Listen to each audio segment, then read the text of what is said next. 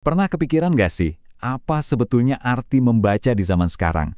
Hari ini kita bakal mengupas tuntas sebuah studi kasus yang super menarik tentang gimana satu sekolah dasar menciptakan sebuah cetak biru yang brilian banget untuk dunia literasi di era digital.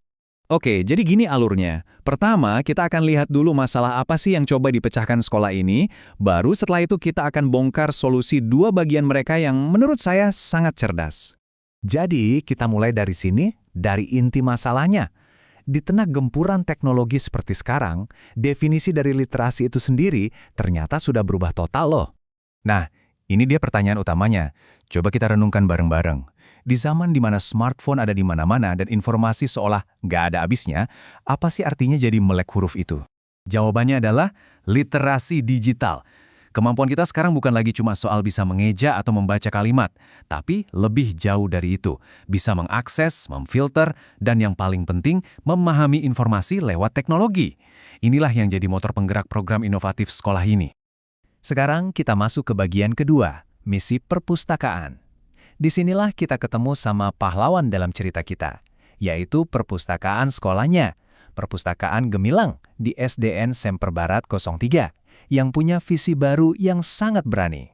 Jadi, mereka nggak mau lagi perpustakaan itu cuma jadi ruangan fisik yang sunyi. Mereka mau perpustakaannya jadi jantung pengetahuan yang benar-benar hidup, dengan cara membawa buku-bukunya langsung ke genggaman setiap siswa lewat platform digital. Keren kan? Nah, pertanyaannya gimana caranya bikin anak-anak semangat buat baca? Jawabannya ada di program inti mereka yang pertama, yang namanya Tantangan Siswa Berlian. Dan disinilah letak kejeniusan strategi mereka. Mereka nggak cuma fokus ke murid, tapi juga ke guru. Jadi ada dua program utama yang jalan barengan, Berlian untuk siswa dan Digdaya untuk para guru. Benar-benar strategi dua arah. Yuk kita mulai dari program buat muridnya dulu. Namanya aja udah keren banget, Berlian. Yang ternyata singkatan dari Bersama Literasi Impian Jadi Nyata. Udah kebayangkan misinya seberapa inspiratif? Kunci dari program ini adalah targetnya yang jelas dan sangat bisa dicapai.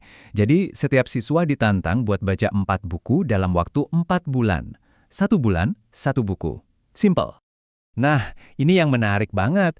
Programnya itu terstruktur. Setiap bulan ada 1 buku spesifik yang harus dibaca sama semua siswa. Tujuannya apa? Supaya tercipta pengalaman membaca bersama, jadi mereka bisa diskusi bareng tentang buku yang sama. Oke, dari murid, sekarang kita pindah ke pilar kedua yang gak kalah penting, yaitu program untuk para gurunya, yang disebut Digdaya.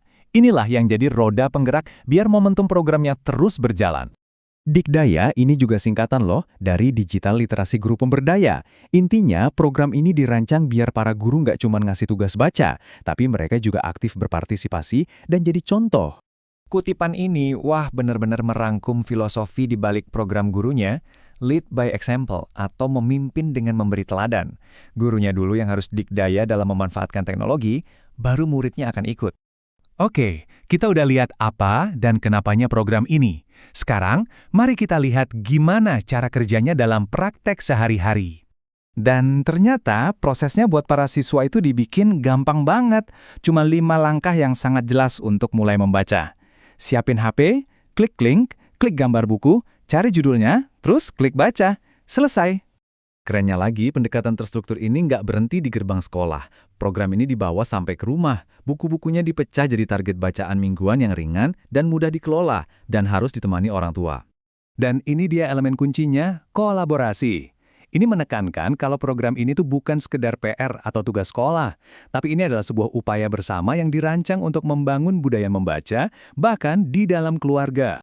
Sekarang, yuk kita coba lihat gambaran yang lebih besar. Apa sih sebenarnya tujuan jangka panjang yang ambisius dari semua inisiatif ini? Jadi, pada akhirnya, ini semua bukan cuma tentang membaca buku. Ini tentang mentransformasi seluruh komunitas pendidikan. Mulai dari menciptakan budaya baca yang kuat, memperkuat ikatan antara guru, siswa, dan orang tua, sampai jadi pelopor perpustakaan digital. Dan semua ini meninggalkan kita dengan satu pertanyaan pamungkas yang cukup provokatif. Mungkinkah cetak biru yang sangat detail dari satu sekolah ini bisa menjadi model atau contoh untuk sekolah-sekolah lain di seluruh dunia? Sebuah pemikiran yang menarik, bukan?